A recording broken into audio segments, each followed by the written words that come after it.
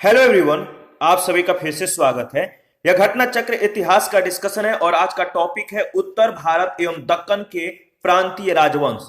तो चलिए स्टार्ट करते हैं। देखिए, जौनपुर की स्थापना फिरोज तुगलक ने अपने चचेरे भाई जौना खां के स्मृति में की थी, यानी मोहम्मद बिन तुगलक के स्मृति में। सुल्तान महमूद शाह द्वितीय के शासन काल में जौनपुर एक स्वतंत्र राज्य बना। समय याद रखिएगा 1394 ईस्वी। इसका संस्थापक मलिक सरवर था, जिसने स्वतंत्र सरकी राज की स्थापना की। मलिक सरवर मोहम्मद शाह द्वितीय का दास था। सुल्तान ने उसे मलिक उस सर्क यानी पूर्व का स्वामी तथा ख्वाजा ए जहां की उपाधि प्रदान की थी। सरकी शासकों ने लगभग 85 वर्षों तक जौनपुर की स्वतंत्रता को स्थापित रखा, किंतु 1489 ईस्वी में बहलोल लोदी ने इसके अंतिम शासक हुसैन शाह सरकी को पराजित कर जौनपुर को पुनः दिल्ली सल्तनत का अंग बना लिया। इब्राहिम शाह सरकी, याद रखिएगा, इब्राहिम शाह सरकी जौनपुर के सरकी वंश का सबसे महान शासक था। उसके शासन काल में एक नवीन प्रकार की शैली, जिसे सरकी शैली कहते हैं, इसका उदय हुआ। उसने स्वयं सिराज ए हिंद की उपाधि धारण की। उसके समय में जौनपुर की सांस्कृतिक ख्याति चारों तरफ फैल गई और जौनपुर भारत का सिराज नाम से विख्यात हो गया। तो भारत का जो सिराज है किसको कहा जाता है? जौनपुर को। याद रखिएगा, यह प्रश्न बहुत बार पूछे जा चुके हैं। विद्यापति ने कीर्तिलता काव्य में जौनपुर और इब्राहिम शाह का सुंदर वर्णन किया है। 1420 ईस्वी में अली शाह का भाई शाही खां, याद रखिएगा, 1420 ईस्वी में अली शाह का भाई शाही खां जैन उल आवेदीन के नाम से कश्मीर के सिंहासन पर बैठा। वह कश्मीर का सबसे महान शासक हुआ। उसकी धार्मिक उदारता के कारण उसकी तुलना मुगल बादशाह अकबर से की जाती है। याद रखिएगा, किससे? मुगल बादशाह अकबर से। उसने जजिया कर हटा दिया, गो हत्या को निषिद्ध कर दिया। उसने महाभारत और राजतरंगिणी का पारसी में अनुवाद कराया। याद रखिएगा, वुलर झील में जैना लंका नामक द्वीप का निर्माण जैन उल आवेदीन ने ही करवाया था। जो वुलर झील है, जो जम्मू कश्मीर का वुलर झील, इसमें जैन लंका नामक द्वीप का निर्माण किसने करवाया था? जैन उल आवेदीन। जैन उल आवेदीन, समय याद रखिएगा, 1420 से 70 ईस्वी, 1470 ईस्वी तक। जैन उल आवेदीन को धार्मिक सहिष्णुता और अच्छे कार्यों के कारण कश्मीर का अकबर कहा जाता है। तो याद रखिएगा, यह प्रश्न पूछा जा चुका है, कश्मीर का अकबर किसे कहा जाता है? तो जैन उल आवेदीन को। 1407 ईस्वी में सुल्तान मुजफ्फर शाह के नाम से जफर खां ने स्वयं को गुजरात का सुल्तान घोषित किया। इसने मालवा के शासक हुसंग शाह को पराजित कर उसकी राजधानी धार पर जो है अधिकार कर लिया, किंतु बाद में उसने उसका राज जो है वापस कर दिया। 1458 ईस्वी में फतेह खां सिंहासन पर बैठा। उसने अबुल फतेह महमूद की उपाधि धारण की, परंतु इतिहास में वह महमूद बेगड़ा के नाम से जो है विख्यात हुआ। इसकी मुख्य विजय जो है चंपानेर और गिरनार के दृढ़ किलों की थी। ठीक है, याद रखिएगा। दक्कन के अमीरान ए सदाह के विद्रोह के परिणाम स्वरूप मोहम्मद बिन तुगलक के शासनकाल के अंतिम दिनों में बहमनी साम्राज्य की स्थापना हुई। जफर खां हसन गंगू, जो समय है 1347 से 1358 ईस्वी, जफर खां नामक एक सरदार अलाउद्दीन हसन बहमन शाह की उपाधि धारण करके 1347 ईस्वी में सिंहासनारूढ़ हुआ और बहमनी साम्राज्य की नींव डाली। उसने गुलबर्गा को अपने नव संस्थापित साम्राज्य की राजधानी बनाया और उसका नाम, याद रखिएगा, अहसानाबाद रखा। अहसानाबाद। अपने साम्राज्य के शासन के लिए उसने इसे चार तरफों अथवा प्रांतों में विभाजित किया। ठीक है, तो जो चार है याद रखिएगा, गुलबर्गा, दौलताबाद और बरार तथा बिदर। बहमनी राज से स्वतंत्र हुए जो राज हैं, बरार संस्थापक फतेह उल्लाह इमाद शाह, राजवंश इमाद शाही वंश। बीजापुर संस्थापक कौन? तो यूसुफ आदिल शाह और राजवंश आदिल शाही वंश। अहमदनगर संस्थापक मलिक अहमद और राजवंश निजाम शाही वंश। गोलकुंडा जो संस्थापक कौन थे? गोलकुंडा के कुली कुतुब शाह और राजवंश कुतुब शाही वंश। और बीदर का संस्थापक अमीर अली वरीद, और राजवंश था वरीद शाही वंश। ठीक है, याद रखिएगा। देखिए, बीजापुर का शासक इब्राहिम आदिल शाह द्वितीय एक महान विधा प्रेमी तथा विधा का संरक्षक था। उसकी प्रजा उसके उदार दृष्टिकोण के कारण उसे जगत गुरु की उपाधि से संबोधित करती थी। गरीबों की सहायता करने के कारण उसे अबला बाबा या निर्धनों का मित्र भी कहा जाता था।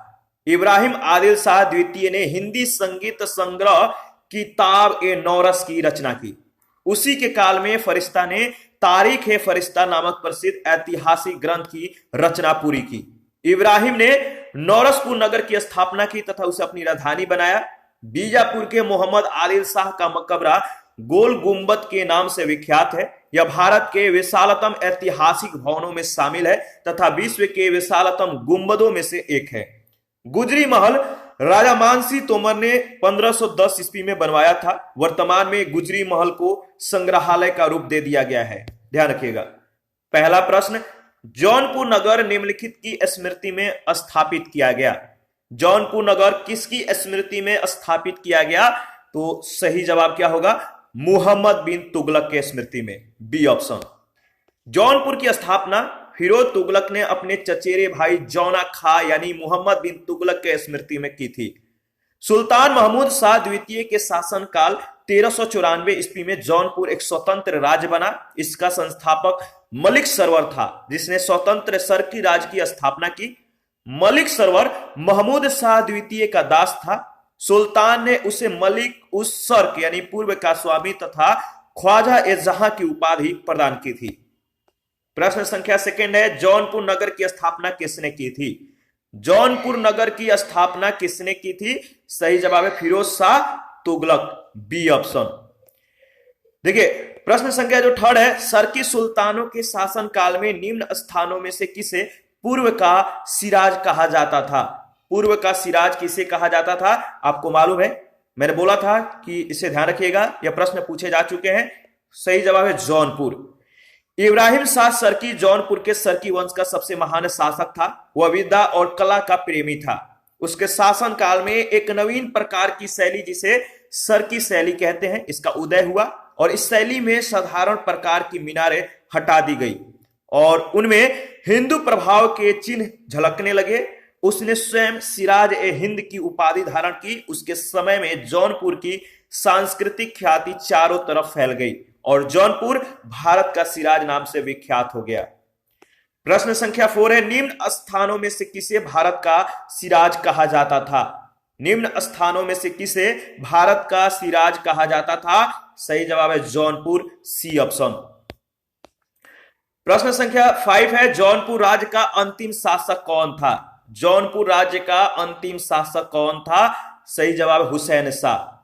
जौनपुर शहर की स्थापना 15वीं शताब्दी के सुल्तान फिरोज शाह तुगलक ने अपने चचेरे भाई सुल्तान मोहम्मद बिन तुगलक की स्मृति में किया था। सुल्तान मोहम्मद बिन तुगलक का वास्तविक नाम जौना खा था। याद रखिएगा। 1394 ईस्वी में मलिक सरवर ने जौनपुर में स्वतंत्र सरकी राज की स्थापना की थी। सरकी शासकों ने लगभग 85 वर्षों तक स्वतंत्रता पूर्वक शासन किया, किंतु 1479 ईस्वी में बहलोल लोदी ने इसके अंतिम शासक हुसैन शाह सरकी को पराजित करके जौनपुर को पुनः दिल्ली सल्तनत का अंग बना लिया। जौनपुर को पूर्व या भारत का सिराज कहा जाता था। प्रश्न संख्या 6 है, कश्मीर का शासक जो कश्मीर का अकबर के नाम से जाना जाता है वह कौन है? कश्मीर का शासक कश्मीर का अकबर नाम से जाना जाता है, वह है जैनुल आबेदीन, डी ऑप्शन। याद रखिएगा और इनके बारे में देख लेते हैं। देखिए, 1420 ईस्वी में अली शाह का भाई शाही खां जैन उल आबेदीन के नाम से कश्मीर के सिंहासन पर बैठा। वह कश्मीर का सबसे महान शासक हुआ और वह धार्मिक दृष्टि से अत्यधिक सहिष्णु था। उसकी धार्मिक उदारता के कारण उसकी तुलना मुगल बादशाह अकबर से की जाती है। उसने हिंदुओं पर लगने वाला जजिया कर जो है हटा दिया और ऐसे करने वाला वह मतलब कि वह प्रथम शासक था। उसने गो हत्या को निषिद्ध कर दिया, यानी गो हत्या को बैन कर दिया। उसके समय में महाभारत, दशावतार और राजतरंगिणी का फारसी में अनुवाद किया गया। याद रखिएगा। उत्तम सोम पंडित ने कश्मीरी भाषा में कश्मीर का इतिहास लिखा, जैन प्रकाश और जैन विलास नामक ग्रंथ भी इसी के समय में लिखे गए। प्रश्न संख्या 7, निम्न में से किस शासक ने सर्वप्रथम जजिया कर समाप्त किया था? तो आपको मालूम है जजिया कर किसने समाप्त किया था? तो जैन उल आबेदीन, ए ऑप्शन, जैन उल आबेदीन। और प्रश्न संख्या 8 है, निम्नलिखित कथनों पर विचार कीजिए और उपयुक्त में से कौन से कथन सही हैं आपको बताना है। देखिए, जैनुल आबेदीन के द्वारा पूरी की गई कश्मीर की जामा मस्जिद की प्रभावकारी विशेषता में जो शामिल है, पहला है बुर्ज, दूसरा है बौद्ध पैगोडाओं से समानता और तीसरा है फारसी शैली। बताइए इससे संबंधित कौन सा विशेषताएं जो है मतलब कि शामिल है? तो देखिए इसका सही जवाब होगा ये तीनों जो है इसमें शामिल है। सिकंदर बुत सिकंद के द्वारा श्रीनगर में जामा मस्जिद का निर्माण 1400 ईस्वी में कराया गया था, जिसके बाद जैनुल आबेदीन के द्वारा और विस्तारित करवाया गया था। मस्जिद की विशेषताओं में बुर्ज, फारसी शैली, बौद्ध पगोडाओं से समानता और ये सभी जो है शामिल हैं, याद रखिएगा। प्रश्न संख्या 9 है, निम्नलिखित में से कौन सा विद्वान कुंभा के दरबार में नहीं था? कौन सा विद्वान कुंभा के दरबार में नहीं था?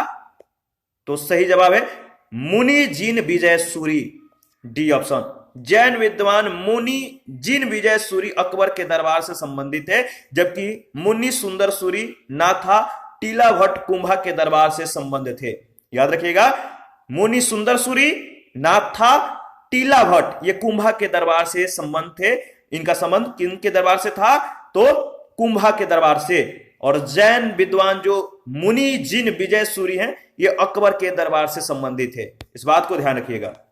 प्रश्न संख्या 10 नंबर, निम्नलिखित युग्मों पर विचार कीजिए। एक तरफ मध्यकालीन भारतीय, दूसरे तरफ वर्तमान क्षेत्र दिए गए हैं, यानी मध्यकालीन भारतीय राज और दूसरे तरफ वर्तमान क्षेत्र है। आपको बताना है कि कौन सा सही सुमेलित है। इसका सही जवाब क्या होगा आपको बताने हैं, कमेंट करके बताइए इसका सही जवाब क्या होगा। देखिए इसका सही जवाब होगा बी ऑप्शन, ठीक है, केवल दूसरा, यानी दुर्गर का संबंध जम्मू से दिया गया है, जो कि सही सुमेलित है, याद रखिएगा। मध्यकालीन भारतीय राज्यों में चंपक यानी चंबा, कुलूत यानी कुल्लू का संबंध हिमाचल प्रदेश से है। दुर्गर जम्मू में स्थित है और चंपक, दुर्गर, कुलूत राजपूतों से संबंधित है। इन तीनों राज्यों का उदय त्रिपक्षीय संघर्ष में शामिल राज्यों पाल, प्रतिहार और राष्ट्रकूट के पतन के परिणाम स्वरूप हुआ था। प्रश्न संख्या 11 है, बहमनी राज की स्थापना की थी। बहमनी राज की स्थापना किसने की थी? इसका सही जवाब होगा अलाउद्दीन हसन ने, ए ऑप्शन। देखिए दक्कन के अमीरान ए सदाह के विद्रोह के परिणाम स्वरूप मोहम्मद बिन तुगलक के शासन काल के अंतिम दिनों में बहमनी साम्राज्य की स्थापना हुई। जफर खा नामक एक सरदार अलाउद्दीन हसन बहमन शाह की उपाधि धारण करके 1347 ईस्वी में सिंहासनारूढ़ हुआ और बहमनी साम्राज्य की नींव डाली। उसने गुलबर्गा को अपने नव संस्थापित साम्राज्य की राजधानी बनाया और उसका नाम अहसानाबाद रखा। अपने साम्राज्य के शासन के लिए उसने जो है इसे 4 तरफों अथवा प्रांतों में 4 प्रांतों में विभाजित किया।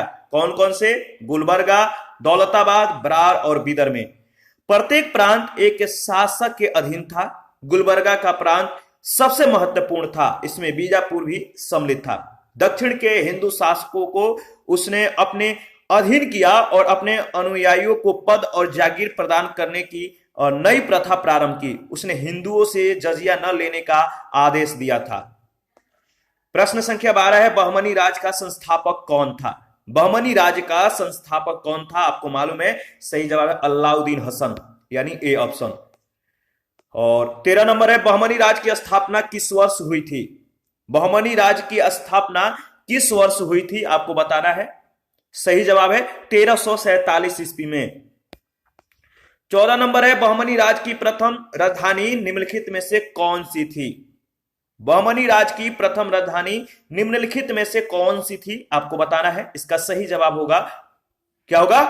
Gulbarga, B option. और प्रश्न संख्या 15 है, दक्षिण में बहमनी राज का संस्थापक निम्न में से कौन था? दक्षिण में बहमनी राज का संस्थापक निम्न में से कौन था? सही जवाब दीजिए। सही जवाब है हसन गंगू, बी ऑप्शन। बहमनी राज स्थापित हुआ था, बहमनी राज स्थापित हुआ था किस सदी में, आपको बताना है। प्रश्न संख्या 16, बहमनी राज स्थापित हुआ था, याद रखिएगा 14वीं सदी ईस्वी में, बी ऑप्शन।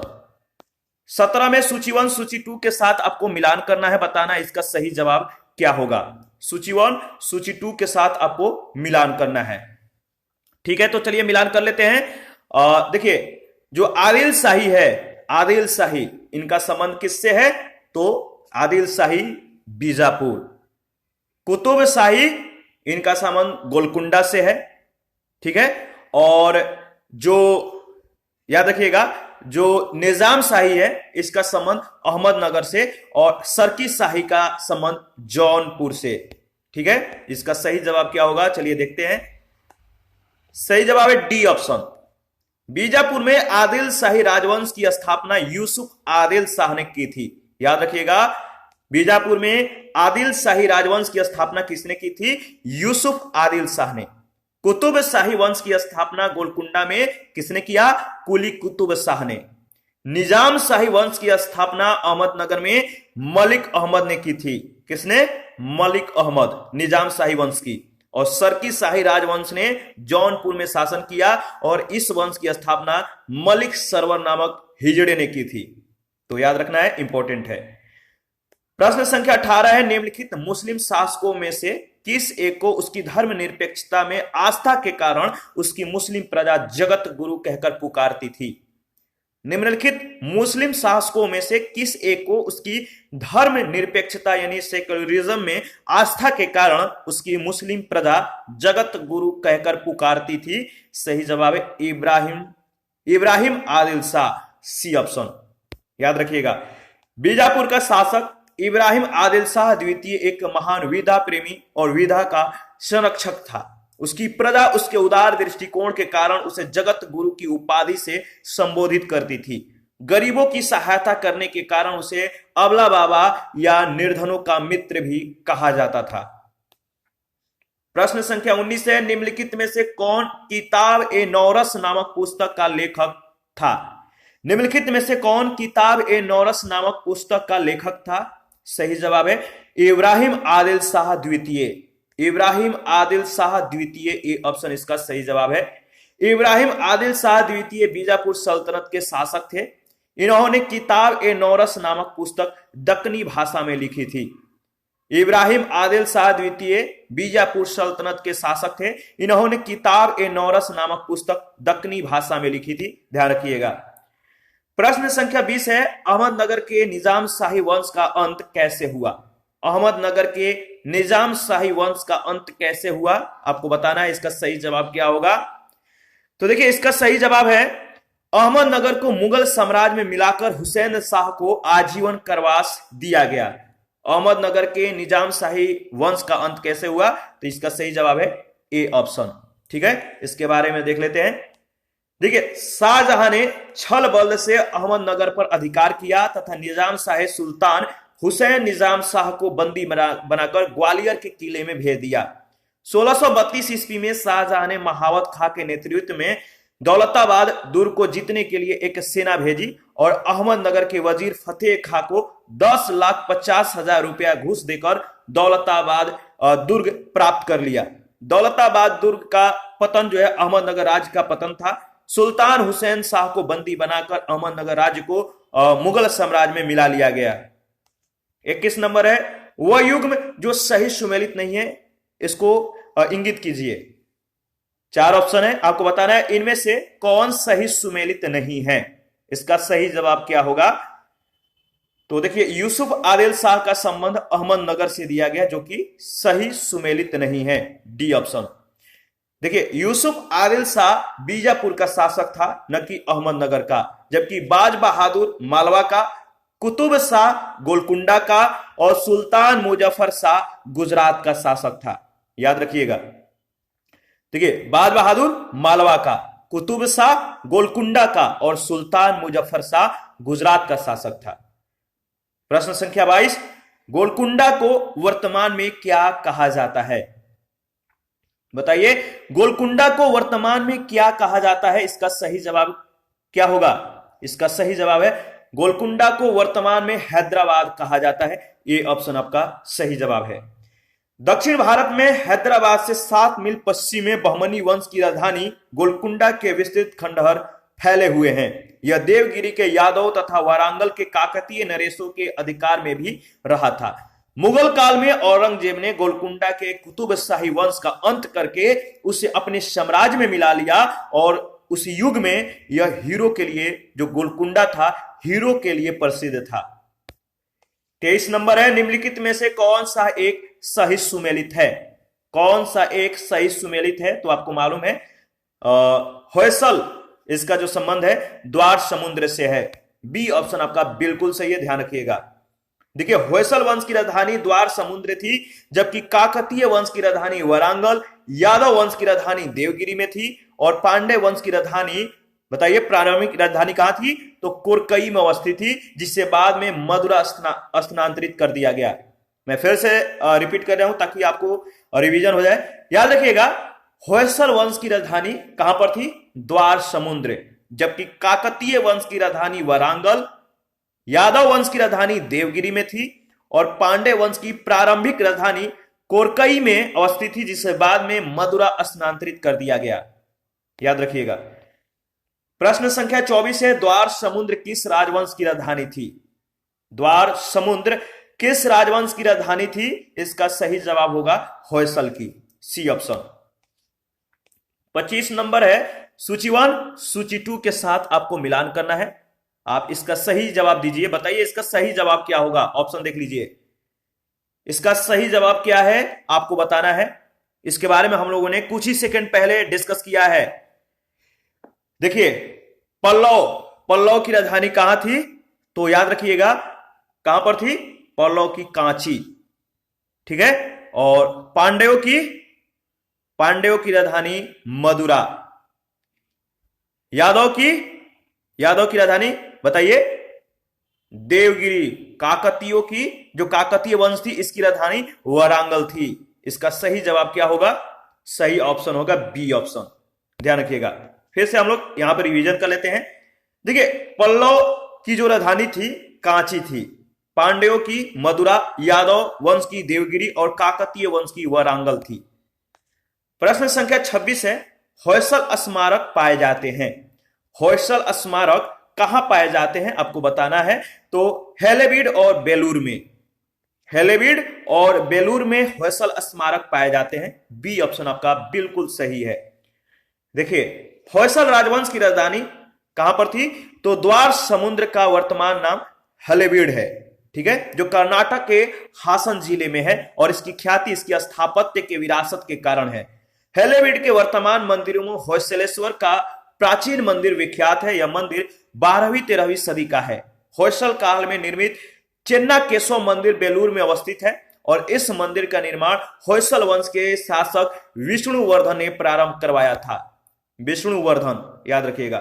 प्रश्न संख्या 27 है, होयसलों की प्राचीन राजधानी द्वार समुद्र का वर्तमान नाम क्या है? होयसलों की प्राचीन राजधानी द्वार समुद्र का वर्तमान नाम है हेलेबीड, सी ऑप्शन। प्रश्न संख्या 28 है, निम्नलिखित में से किस स्मारक में वह गुंबद है जो संसार के विशालतम गुंबदों में से एक है? बताइए निम्नलिखित में से किस स्मारक में वह गुंबद है जो संसार के विशालतम गुंबदों में से एक है? इसका सही जवाब होगा गोल गुंबद, बीजापुर, डी ऑप्शन। देखिए बीजापुर के मोहम्मद आदिल शाह का मकबरा गोल गुंबद के नाम से विख्यात है। गोल गुंबद जो है वो आदिल शाह का मकबरा है, याद रखिएगा।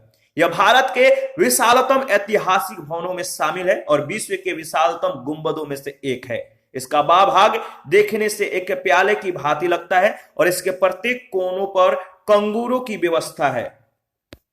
29 नंबर है, निम्नलिखित स्मारकों को उनसे संबंधित शासक से सुमेलित करके नीचे दिए गए कूटों से सही उत्तर का चयन कीजिए। तो बताइए, मिलान कीजिए और सही जवाब दीजिए। इसका सही जवाब क्या होगा? तो देखिए जो स्मारक है और जो शासक है, दोहरा गुंबद जो स्मारक है, बताइए शासक कौन है इसके समय दोहरा गुंबद के समय में जो शासक है, जो संबंध है, सिकंदर लोदी। दोहरा गुंबद का जो समय है, जो सिकंदर लोदी हैं, इनका संबंध जो है दोहरा गुंबद से है, तो सिकंदर लोदी चौथा। अष्टभुजीय मकबरा का संबंध किस शासक से है?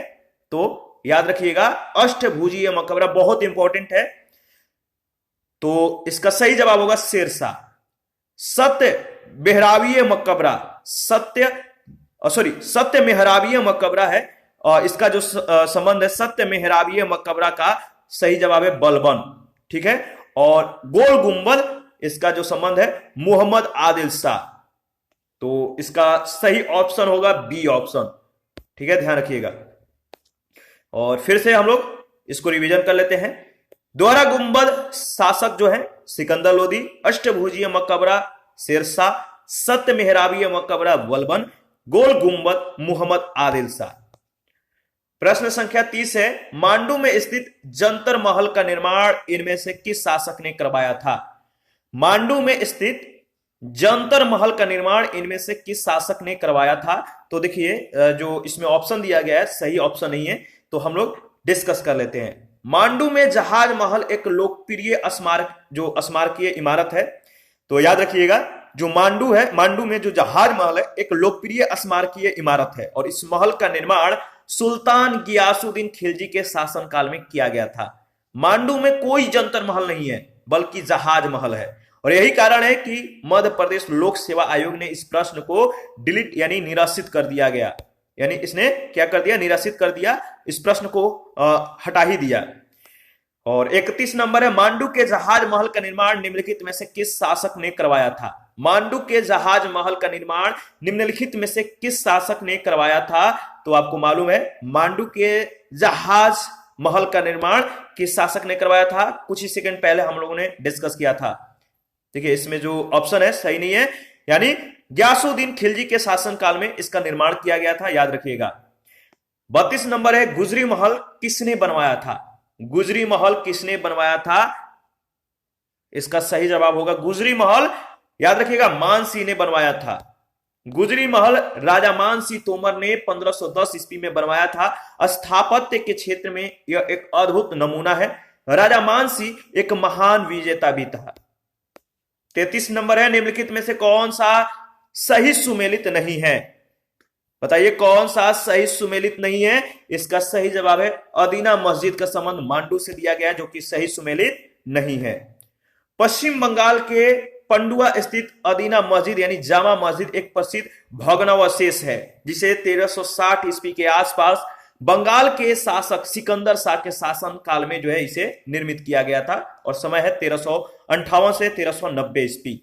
इस मस्जिद में 400 गुंबद है, और यह एक वर्गाकार कक्ष में सिकंदर शाह की कब्र है, और इस मस्जिद में हिंदू वास्तुकला का प्रभाव जो है स्पष्ट दृष्टिगोचर होता है, क्योंकि इसके कई भाग पुराने हिंदू मंदिर और महलों के अवशेष हैं। अन्य सभी जो युग में है सुमेलित हैं। प्रश्न संख्या 34, दक्षिण भारत के पोलीगार कौन थे? दक्षिण भारत के पोलीगार कौन थे? तो याद रखिएगा, क्षेत्रीय प्रशासकीय और सैन्य नियंत्रक।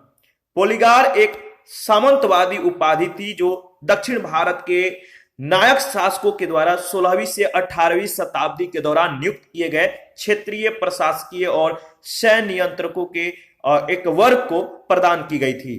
ठीक है, इसी के साथ आज का सेशन समाप्त करते हैं। नेक्स्ट सेशन में भक्ति और सूफी आंदोलन के संदर्भ में डिस्कस करेंगे। आप अपना प्रतिक्रिया जरूर दीजिए। आपके प्रतिक्रियाओं का हमें बेसब्री से इंतजार रहता है। और जिन लोगों ने Telegram channel, Telegram quiz group, Facebook page, Instagram को ज्वाइन नहीं किया है, तो वीडियो के डिस्क्रिप्शन बॉक्स में उसका लिंक है, आप ज्वाइन कर सकते हैं। और घटना चक्र का और पीडीएफ हमारे पास अवेलेबल है, अगर आपको जरूरत है तो आप हमें कमेंट कर सकते हैं। Thank you.